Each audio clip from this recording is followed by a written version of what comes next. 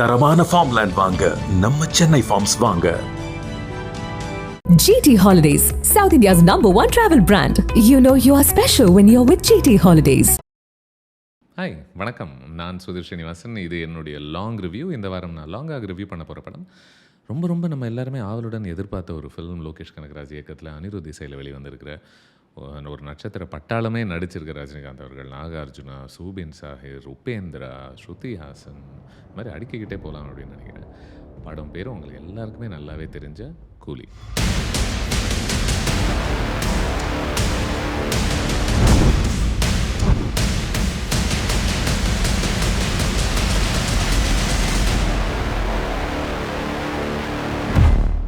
கூலி செகண்ட் ஹாஃபில் எனக்கு பிடிச்ச ஒரு மூமெண்ட் ஒன்று இருக்குது. தேவா அப்படிங்கிற ஒரு கேரக்டர், அதை ரஜினிகாந்த் அவர்கள் ப்ளே பண்ணுறாங்க. அவர் வந்து நாகார்ஜுனா ப்ளே பண்ணுற சைமன் அப்படிங்கிற ஒரு கேரக்டர்கிட்ட எதிர உட்காந்துக்கிட்டு தனக்கு 30-35 வருஷம் முன்னாடி என்ன நடந்துச்சு அப்படிங்கிற ஒரு நட்பு அப்படிங்கிற ஒரு உறவை பொறுத்து இவர் பேச ஆரம்பிப்பார். யூஸ்வலாக இந்த மாதிரி காட்சிகள் ஆரம்பிக்கும் போது அங்கேருந்து ஒரு ஃப்ளாஷ்பேக்கு போயிடும். ஏன்னா ஷோ டோன்ட் டெல் அப்படின்ற ஒரு ஃபிலாசபி ஒன்று இருக்குல்ல, ஒரு ரூல் ஒன்று இருக்குது. என்ன அப்படின்னா, நீங்கள் ஒரு இயக்குனராக ஒரு படத்தில் என்ன சொல்லணுன்றதை நீங்கள் காட்டிடணும், அதை பொறுத்து பேசக்கூடாது அப்படின்ற ஒரு ரூல் இருக்குது. பட் சினிமாவில் இருக்கிற எல்லா ரூல்ஸுமே எதுக்கு அப்படின்னா உடைக்கிறதுக்காக தான். ஸோ உடைச்சதில் எனக்கு எந்த பிரச்சனையுமே இல்லை. இன்ஃபேக்ட் ரஜினிகாந்த் அவர்களுடைய ஒரு பெர்ஃபார்மன்ஸ் அந்த சீனில் ஒரு நீளமான ஒரு மோமெண்ட், கேமரா அப்படியே ஒரு முகம் நெருங்க அவர் அதை பற்றி இன்னும் இன்டென்ஸாக அதை பற்றி பேசிக்கிட்டே இருப்பாங்க. எதுக்கு சொல்ல வரேன் அப்படின்னா, அது வரைக்கும் அந்த நட்பை பொறுத்து, அந்த நட்பு தான் ஆக்சுவலி இந்த கதையினுடைய ஒரு ஃபவுண்டேஷனே. அதிலிருந்து தான் ஒரு பிரச்சனை ஒன்று வருது, அதிலிருந்து தான் ஒரு ரிவெஞ்ச் அப்படிங்கிற ஒரு ஐடியா வர ஆரம்பிக்குது. எல்லாமே அங்கேருந்து தான் வருது. பட் இருந்தாலும் அந்த நட்பில் ஒரு எதிர்பார்க்குற அளவுக்கான ஒரு ஈடுபாடு உண்டாக்க முடியுதா அந்த ஃபிலிம்னால் அப்படின்ற ஒரு கேள்வி இருந்துக்கிட்டே இருந்துச்சு. இன்ஃபேக்ட் ஒரு லோகேஷ் அவர்களுடைய ஒரு படமே ஒரு எக்ஸாம்பிளாக சொல்லணும் அப்படின்னா, ஒரு கைதியை எடுத்துக்கிட்டோம் அப்படின்னா, கைதியில் போகிற போக்கில் ஒரு 2 இளைஞர்கள் அவங்க காதல் செய்வாங்க அந்த கமிஷனர் ஆஃபீஸ்க்குள்ளே.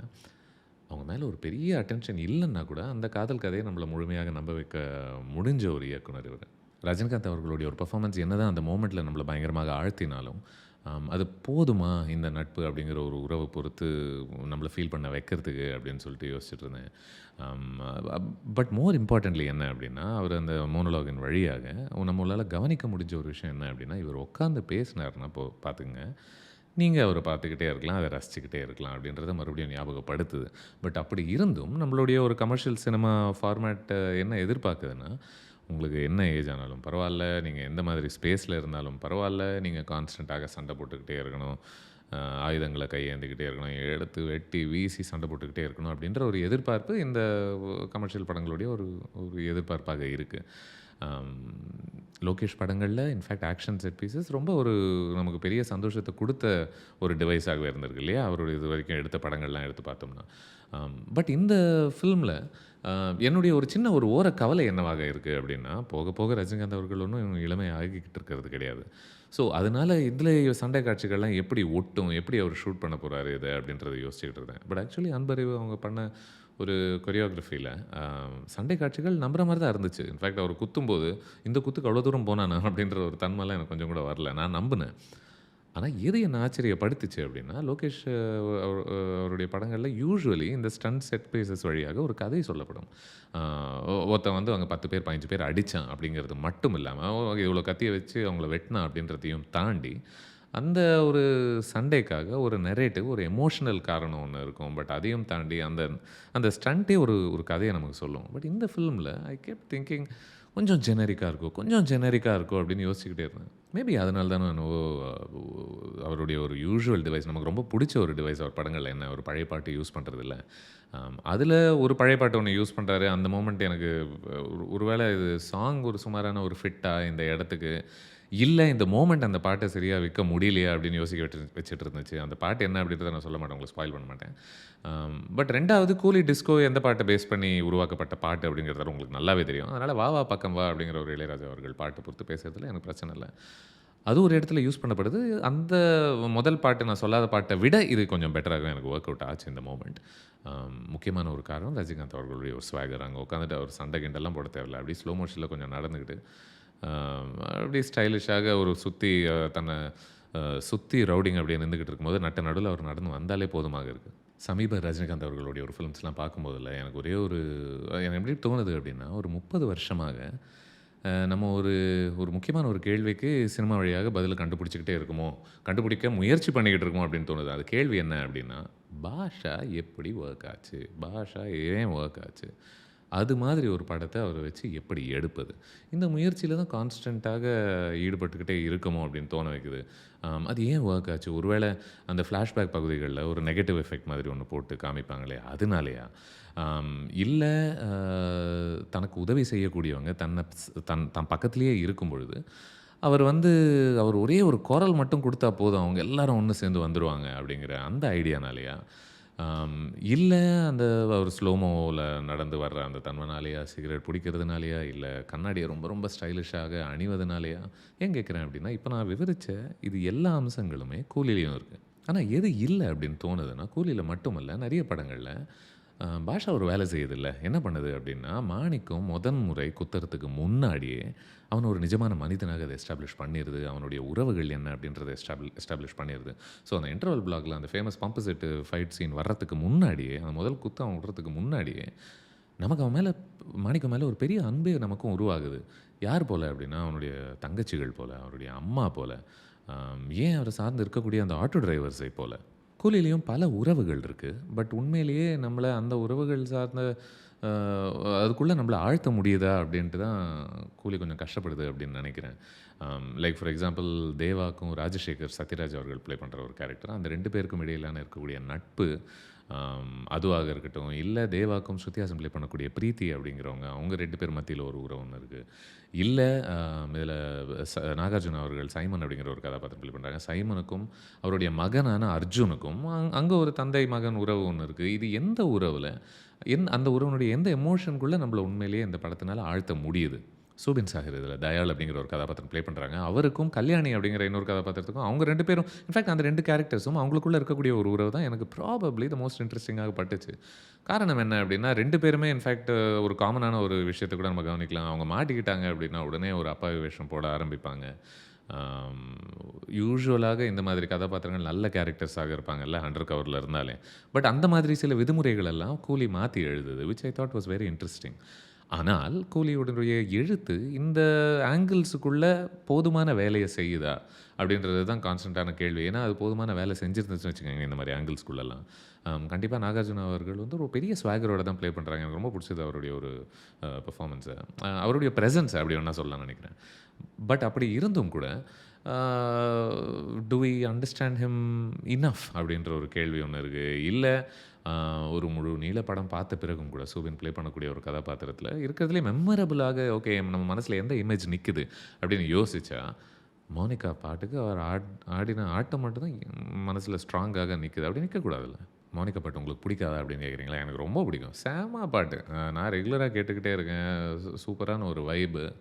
அம் பட் அது இன்ஃபாக்ட் அது படத்தில வரும்பொழுது, அது எப்பேர்ப்பட்ட ஒரு இடத்துல அது நுழைக்கப்படுது. இந்த பாட்டினுடைய பயன் என்னவாக இருக்கு இந்த கதைக்குள்ள? அம் எப்படியாவது அந்த நடிகைய உள்ள கொண்டு வந்து, அ அவங்க பிரசன்ஸ கொஞ்சம் மில்க் பண்ணணுமா? இந்த ஒரு டிவைஸாக இந்த கமர்ஷியல் படம் ஃபார்மேட்டுக்குள்ள அப்படின்றத தானே யோசிக்க வைக்குது. ஏன்னா இந்த பாட்டு ஓகே. இதுக்கு முன்னாடியும் "சிக்கிட்டு" அப்படிங்கிற ஒரு இன்ட்ரோடக்ஷன் சாங் ஒண்ணு வருது. ஏன்னா ஹீரோ வெஹிக்கிள்ஸுக்குள்ள ஒரு இன்ட்ரோடக்ஷன் பாட்டு வைக்க வேண்டிய கட்டாயம் ஒண்ணு இருக்கு. அந்த வேலைய செய்யுது. அஃப்கோர்ஸ் நீங்க சொல்லலாம். இப்போ அதனுடைய பயன் என்ன அப்படின்னு கேட்குறீங்களா? அதான் அந்த பாட்டுல அந்த பாட்டுல அவர் சரக்கெல்லாம் கீழ ஊத்திருவாரு. ஸோ, அவருக்கு சரக்கு மேல ஒரு ஈடுபாடு இல்ல அப்படின்றது எஸ்டாப்ளிஷ் பண்றது தான் அந்த பாட்டினுடைய பயன் அப்படின்றத நீங்க சொல்லலாம். பட் அதுக்கான நேர்மாறாக ஒரு பவர்ஃபுல்லான ஒரு இன்டர்வல் பக்கத்துல வரக்கூடிய ஒரு ஹீரோ மொமெண்ட்ல, ஆடு ஜீவிதம்ல பிருத்விராஜ் எப்படி செம்ம தாகத்துல வந்து போய் தண்ணி குடிப்பாரோ, தண்ணி கிடைச்சா, அதுபோல தேவா வந்து சரக்கு ரொம்ப வருஷத்துக்கு அப்புறம் அப்பாடா! அப்படின்னு ரொம்ப ரசிச்சு, ருசிச்சு ஒரு ஹீரோ மொமெண்ட்ல தானே குடிக்கிறாரு. நான் இது வெர்ச்சுவ் சிக்னலிங்காகவோ, ஒரு கதாபாத்திரங்கள்லாம் அப்படியே கரெக்ட்டா தான் நடந்துக்கணும் அப்படின்றதுக்காக சொல்லல. கூலில இருக்கக்கூடிய எனக்கு என்ன படுதுன்னா, கொஞ்சம் இன்கன்சிஸ்டன்ட்டாக இருக்கும் இந்த மெசேஜிங் அப்படின்னு தோணுது. அதத்தான் சொல்றேன். இன்னைய தேதிக்கு நீங்க எந்த நட்சத்திரம் வச்சு ஒரு பெரிய ஒரு படம் எடுத்தாலும் கூட, அவங்களுடைய ஒரு ஹிட் சினிமாலேருந்து நெறைய மொமெண்ட்ஸ நுழைக்க வேண்டிய கட்டாயம்னு சொல்லாமான்னு தெரியல. இல்ல அ நுழைக்கிற ஒரு டெம்ப்டேஷன் கண்டிப்பாக உண்டு அப்படின்னு வேணா சொல்லலாம். கூலிலயும் அது போல நெறைய இருக்கு. அதுவும் ரஜினி அவர்களுடைய நம்ம ரசிச்ச படங்கள்ல, அவர் ஒரு சின்ன சைகை பண்ணாலே போதுமே, நமக்கு சட்டுன்னு அது என்ன படம் அப்படின்னு நமக்கு தெரிஞ்சிரும். அவ்வளோ ரசிச்சிருக்கோம். தொடரா பார்க்கலாம் அப்படின்னு சொன்னா, அது எந்த படம் நமக்கு தெரியும். கொஞ்சம் திரும்பி பாரு கண்ணா அப்படின்னு சொல்லிட்டு அவர் சொன்னா, அது என்ன படம் அப்படின்னு நமக்கு தெரியும். இல்ல அப்படியே ஒரு பெஞ்சில அப்படியே உட்காந்துக்கிட்டு அவர் சும்மா டீ குடிச்சாருன்னு வச்சுக்கோங்களேன், அது என்ன படம்னு நமக்கு தெரியும். இல்ல சிக்கிட்டில அந்த ஸ்கார்ஃப் அப்படி இப்படி போட்டுக்கிட்டு ஒண்ணு பண்றாங்கல்ல, அது என்ன படம் அப்படின்றது நமக்கு தெரியும்.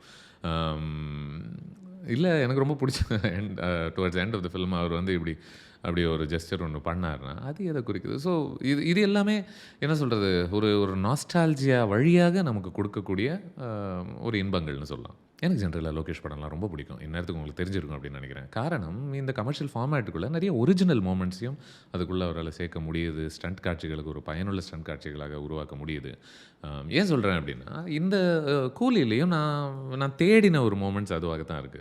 Okay, what are the original moments here? கன்சிஸ்டென்ட்டாக இது கதைக்குள்ள சேர்க்கப்படுதா என்னென்ன அப்படின்னு யோசிக்க ஆரம்பிச்சா, தேர் ஆர் ஸ்பார்க்ஸ் இங்கேயும் அங்கேயும் சின்ன சின்ன மொமெண்ட்ஸ் அங்கங்கே கவனிச்சேன். லைக் அந்த இன்டர்வலுக்கு அந்த ஒரு ஷாட் அவர் கையில் ஒரு அருவா மாதிரி ஒன்று வச்சுக்கிட்டு ஒரு ஒரு நியான் லைட்டுக்கு முன்னாடி கிங் பின் அப்படின்றது ஒரு அது எரிஞ்சுக்கிட்டு இருக்கும் பின்னாடி. அந்த ஒரு மோமெண்ட் ஆக இருக்கட்டும். இல்லை ஒரு இடத்துல ஒரு பணத்தை எரித்த பிறகு சாம்பல் ஆன பிறகு அந்த சாம்பல் ஆல்மோஸ்ட் விபூதி மாதிரி எடுத்து ஒருத்தன் வந்து இன்னொருத்தர் நேர்த்தியில் தீத்துற அந்த டார்க்னஸ் ஆக இருக்கட்டும். இல்லை அதாவது பலமுறை வந்து நம்ம ஹீரோக்கள் என்ன பண்ணாலுமே வில்லன்கள் முட்டாள்களாக இருப்பாங்க. கண்டே பிடிக்க மாட்டாங்கல்ல. வில்லன்களும் சரி, வில்லன்கள் கீழே வேலை செய்கிறவங்களும் சரி.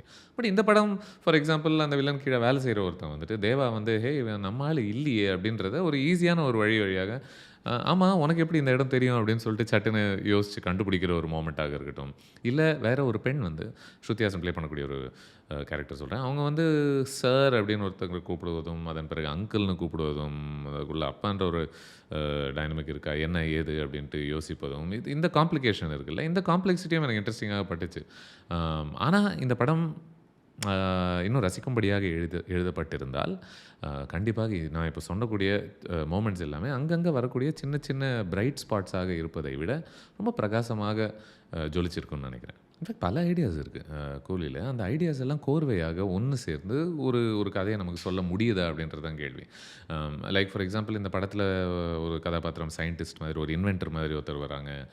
அதனுடைய பயன் உண்மையாகவே என்ன தீமேட்டிக்கலி இந்த கதைக்குள்ளே அப்படின்னு யோசிக்க வச்சது. தீம் அப்படின்னு பேசும்பொழுது லக்ஸுரி வாட்சஸ், லக்ஸுரி கார்ஸ் இதெல்லாம் அங்கங்கே பயன்படுது. Okay, thematically how is it contributing? வெறும் இது ப்ராப்ஸாக மட்டும்தான் பயன்படுதா அப்படின்ற ஒரு கேள்வி. அது இல்லை அப்படின்னா இல்லை ஒரு மொபைல் கிரிமேட்டர் அப்படிங்கிற ஒரு ஐடியா ஒன்று இருக்குது. அதாவது ஒரு சேர் மாதிரி, அந்த சேரில் நீங்கள் ஒரு பாடியை போட்டிங்கன்னா பட்டுன்னு அது பற்றிக்கும். ஒரு மாதிரி அப்படியே ஸ்பார்க்ஸ் எல்லாம் லைட்னிங் மாதிரி அங்கங்கே வந்து அப்படின்னு. அதாவது யூசுவலாக ஷெக்காஃப்ஸ் கன்னு ஒன்று சொல்லப்படும் இல்லையா? நீங்கள் ஒரு படம் ஆரம்பத்தில் ஒரு கன்னை காமிச்சிங்க அப்படின்னா அது டுவர்ட்ஸ் எண்டு எங்கேயா இருந்தாலும் சுட்டு தான் ஆகணும் அப்படின்ற ஒரு ஐடியா ஒன்று இருக்குல்ல. அது எதுக்கு சொல்லப்படுதுன்னா சும்மா ஒரு பொருளை வரக்கூடாதுன்னு. இப்போ இந்த படத்தில் அந்த ஒரு சேர் வரும்பொழுது ஆட்டோமேட்டிக்காக ரைட்டிங் அதை எப்படி இன்கார்பரேட் பண்ணுது, இவென்ச்சுவலி பண்ணுதா அப்படின்ற ஒரு கேள்வி ஒன்று இருக்குது. இல்லை இதில் அந்த ஆர்கன் கடத்தல், ஆர்கன் ஹார்வெஸ்டிங் அப்படிங்கிற ஒரு ஐடியா இருக்குல்ல, அது ஏன் இருக்குது இந்த படத்துக்குள்ளே அப்படின்னு யோசிக்க வச்சது. இல்லை இந்த மாதிரி கேள்விகள் அப்படின்னு நம்ம கேட்கும்பொழுது பிரீத்தியை பொறுத்த கேள்விகள் கேட்க தோணுது. ஸ்ருதி ஹாசனுடைய பெர்ஃபார்மன்ஸ் எனக்கு பிடிச்சது. பட் அப்படி இருந்தும் ஏன் பிரீத்தி ரொம்ப ஒரு எல்லா இடத்துலையுமே தண்டிக்கப்படுற போகிற வரவங்கெல்லாம் கழுத்தை நெரிச்சு ஒரு மாதிரி துன்புறுத்தலுக்குள்ள அவங்கள ஆளாக்கி அப்பேற்பட்ட ஒரு விக்டிம் கேரக்டராகவே இருக்காங்கல்ல. அவங்க ஒரே ஒரு இடத்துல அறைய முயற்சி பண்ணுறாங்க. அந்த இடத்துல கூட பர்மிஷன் வாங்கி தான் அதை செய்யணுமா அப்படின்ற ஒரு சின்ன ஒரு கேள்வி இருந்துச்சு. அதான் இந்த மாதிரி பல கேள்விகள் எனக்கு தோணிக்கிட்டே தான் இருந்துச்சு. ஆனால் ரஜினிகாந்த் அவர்கள் எனக்கு ரொம்ப பிடிச்சது. அவருடைய லுக்கும் சரி, அவர் சின்ன சின்ன மோமெண்ட்ஸில் அதாவது சும்மா இன்னி வரைக்கும் நம்ம அதை சொல்லிக்கிட்டே இருப்போம், என்றைக்குமே சொல்லிக்கிட்டு இருப்போம்னு வச்சுக்கோங்க. அவர் சும்மா அப்படி ஸ்க்ரீனை பார்த்துக்கிட்டு கேமராவை பார்த்துக்கிட்டு நடந்து வரும்பொழுது பின்னணி இசை வந்து தெரிச்சதுன்னு வச்சுக்கோங்களேன். There are few better pleasures in any cinema I think. அந்த மாதிரி மூமெண்ட்ஸ்லாம் நிறையவே இருக்குது இந்த ஃபிலிமில். அண்ட் அனியோடைய மியூசிக் எனக்கு ரொம்ப பிடிக்கும். இந்த படத்தில் மட்டுமே இல்லை, அவர் பயன்படுத்தக்கூடிய ஒரு ஜான்ரஸ் டெக்னோவாக இருக்கட்டும். இந்த படத்தில் ஐ திங்க் ட்ராப் ஒரு இடத்துல யூஸ் பண்ணுறாங்க, இல்லை ஒரு இடத்துல ஒரு மாதிரி ஒரு ஃப்யூஷன் மாதிரி ஒன்று ட்ரை பண்ணுறாங்க. அந்த ட்ராக்ஸ் எல்லாமே எனக்கு நல்லாவே ஒர்க் அவுட் ஆச்சு. இன்ஃபேக்ட் நம்ம கவனிக்கணும் அப்படின்னா இந்நேரம் உங்களுக்கு ஆமீர் கான் கேமியோலெல்லாம் வரன்றது உங்களுக்கு தெரிஞ்சிருக்கும். அதனால் சொல்கிறேன், அவர் வரும்பொழுது அனியுடைய ஒரு ட்ராக் என்னவாக இருக்குது அப்படின்றத நம்ம பார்க்கணும் அப்படின்னு நினைக்கிறேன், நம்ம கவனிக்கணும்னு நினைக்கிறேன். இல்லை அனியுடைய ட்ராக் அப்படின்னு பேசும்பொழுது ஒரு டாய்லெட் மாதிரி ரஜினிகாந்த் அவர்கள் உள்ளே போயிட்டு அங்கேருந்து ஃப்ளஷ் டேங்க்குக்கு பின்னாடி ஒரு கதவு ஓப்பன் பண்ணி அங்கே ஒரு கோல்டு இதெல்லாம் இருக்கும், நிறைய கோல்டு பொருட்கள்லாம். அதை அவர் கவனிக்கும் பொழுது அந்த ஹோல் மாண்டாஜ் வரும்பொழுது அனியுடைய ஒரு மியூசிக் என்னவாக இருக்குது அப்படின்னு நம்ம கவனிக்கணும்னு நினைக்கிறேன். இருக்கிறது ரொம்ப சிம்பிளாக சொல்லணும் அப்படின்னா ஒவ்வொரு முறையும் பவர் ஹவுஸ் ட்ராக்கும் இல்ல கூலி டிஸ்கோ ட்ராக்கும் அதனுடைய வேரியேஷன்ஸ் அவர் பயன்படுத்தும் போது அது எப்படி இந்த படத்தினுடைய ஒரு ஓவரால் அப்பீலை அந்த மோமெண்ட்டுடைய ஒரு அப்பீலை என்ஹான்ஸ் பண்ணுது அப்படிங்கிறத கவனிக்கணும். அதான் நான் சொன்னது போல் ரஜினிகாந்த் அவர்கள் பயங்கரமாக அங்கே இருக்காங்க இன்னமும் பார்க்குறதுக்கு படத்துலலாம். பட் எது பயங்கரமாக இல்லை அப்படின்னு எனக்கு தோணுது அப்படின்னா, நம்ம எல்லாரும் ரொம்ப கடந்த காலத்துடைய கைதிகளோ அப்படின்னு தோணுது. கைதி பன் இன்டெண்டட். பட் ஏன் சொல்கிறேன் அப்படின்னா, ஒரு டீஏஜிங் பண்ணி ஒரு யங் லுக்கை காமிச்சாலே நமக்கு போதுமானதாக இருக்கு. நான் என்னையும் சேர்த்துக்கிறேன் அதில். இதுதான் நமக்கு தேவையா? இது தான் நம்ம எதிர்பார்க்குறோமா? இல்லை இன்னி தேதிக்கு அவர் என்னவாக இருக்கார், என்னவாக செய்யக்கூடும், இப்போவும் அவரால் எப்படி யூனோ பெருசாக பயங்கரமாக உடலை வருத்திக்காமல் சும்மா அப்படி அந்த காந்த கண்ணுடைய பார்த்து ஒரு சில வார்த்தைகள் சொன்னாலே அதிலேருந்து எப்பேற்பட்ட ஒரு அப்பீல் வர முடியுதுன்றதை நம்ம உண்மையிலேயே கவனிக்கிறோமா? ஏன் சொல்கிறேன் அப்படின்னா, அவரால் இது பண்ண முடியுது அப்படின்னா, அப்போ நமக்கு எதுக்கு ஒவ்வொரு முறையும் திரும்ப திரும்ப வாங்க இந்த ஊர்லேருந்து இந்த நட்சத்திரம் எனக்கு புரியுது எக்கனாமிக்கல் ரீசன்ஸுக்காக வயபிலிட்டிக்காக அது செய்கிறாங்க அப்படின்னு சொல்லி. பட் நிஜமாகவே அது படத்தை மேம்படுத்துதா? அது பிரயோஜனப்படுதா படத்துக்கு? ஏன்னா நம்ம எப்படி ஒரு ரசிக்க முடியாத ஒரு படம் எடுக்கணும் அப்படின்னா, நம்ம ஒரு மாதிரி கடந்த காலத்தில் அவர் நடித்த படங்களுடைய ஒரு மோமெண்ட்ஸுடைய டைல்யூட்டட் வெர்ஷன்ஸ் தான் நம்ம திரும்ப திரும்ப எடுக்கிறோமோ அப்படிங்கிற ஒரு சின்ன சந்தேகம் வருது. நம்ம பார்வை வந்து பின்னாடியே இருந்தால் நம்ம எப்படி முன்னாடி கான்ஃபிடெண்ட்டாக நடந்து போவோம் அப்படின்ட்டு யோசிக்க வைக்குது மாதிரி தோணிக்கிட்டு இருந்துச்சுன்னு வச்சுக்கோங்களேன் கூலி பார்த்த பிறகு. ஸோ இது என்னுடைய லாங் ரிவ்யூ ஆஃப் கூலி. நீங்கள் நேரம் நிறைய பேர் கண்டிப்பாக பார்த்துருப்பீங்கன்னு நினைக்கிறேன். சத்தியமாக நான் போன தியேட்டரில் பார்க்கிங்க்கே ஒரு 20-25 நிமிஷம் ஆச்சு. எதுக்கு சொல்கிறேன் அப்படின்னா, நீங்கள் எல்லாம் இந்த படம் பார்த்துருப்பீங்க. உங்களுடைய சிந்தனைகள் என்ன? இதை பொறுத்து உங்களால் ஒத்துக்க முடியாது நான் சொன்னது இல்லை, உங்களுக்கு எதெல்லாம் செட் ஆச்சு செட் ஆகலை கண்டிப்பாக காமெண்ட்ஸில் விடுங்க. நான் சுதீர் ஸ்ரீனிவாசன். இது என்னுடைய லாங் ரிவ்யூ. மறுபடியும் இன்னொரு ரிவ்யூக்கு உங்களை சந்திக்கும் வரை நன்றி, வணக்கம். தரமான ஃபார்ம்லேண்ட் வாங்க நம்ம சென்னை ஃபார்ம்ஸ் வாங்க. GT Holidays, South India's #1 travel brand. You know you are special when you're with GT Holidays.